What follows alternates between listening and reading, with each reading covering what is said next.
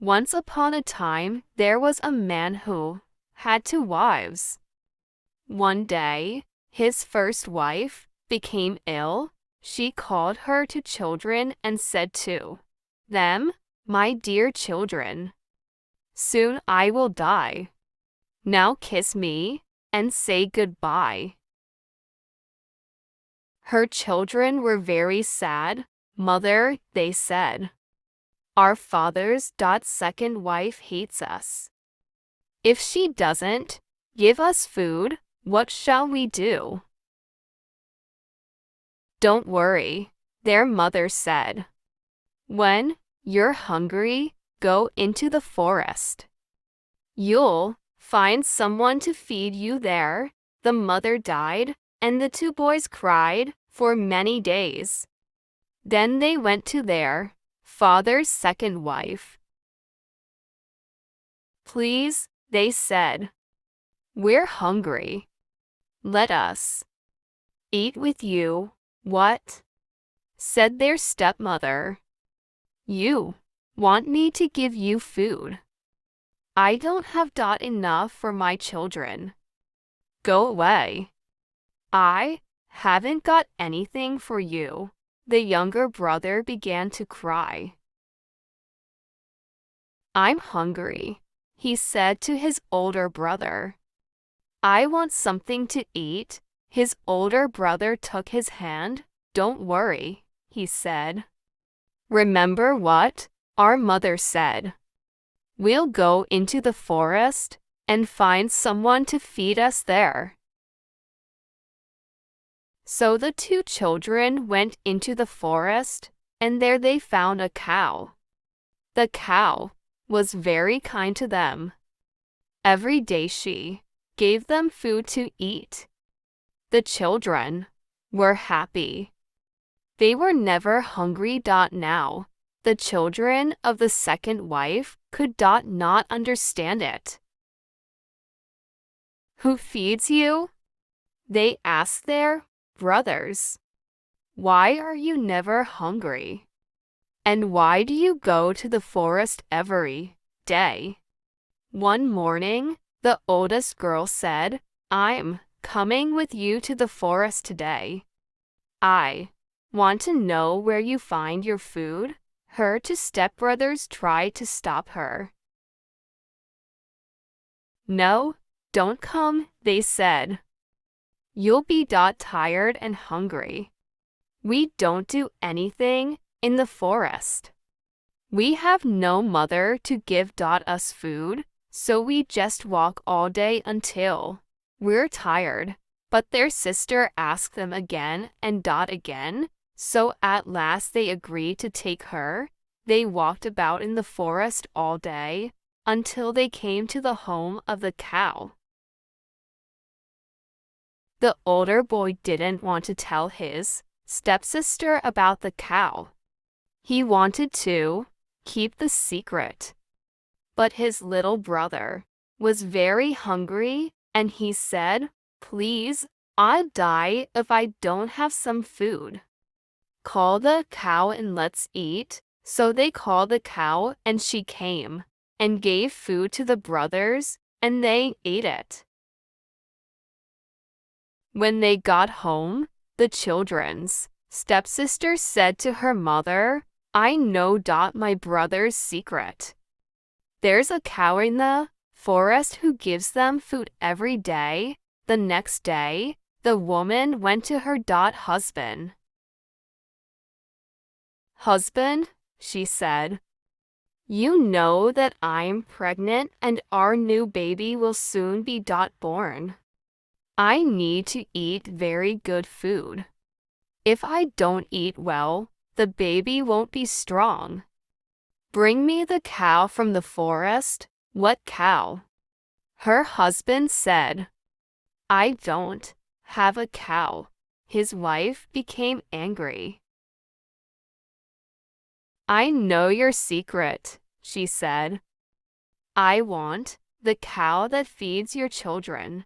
So her husband brought the cow from the forest and gave it to his wife. "Kill it," she said. "I must eat its meat too." Make my baby strong. Her husband tried to argue with her, but she didn't listen to him. At last, he agreed to kill the cow. He picked up his knife and cut the cow's throat, but the cow refused to die. Then his wife said, "If the cow doesn't die, I will kill your 2 children." When the children heard this, they said, "Let the cow die," and she died. The woman tried to skin the cow, but the skin refused to come off the meat. "If this skin doesn't come off the dead cow," the woman said, "I will kill the children." When the children heard this, they said, "Let the skin come off," and the skin came off the dead cow. The woman put the meat into the pot and tried to cook it, but the meat refused to cook. "If the meat doesn't cook, I will kill the children," said the woman. When the children heard this, they said, "Let the meat cook," and the meat began to cook. When the meat was cooked, the woman tried to take the pot off the fire, but the pot didn't move. "If the pot doesn't come off the fire, I will kill the children," said the woman.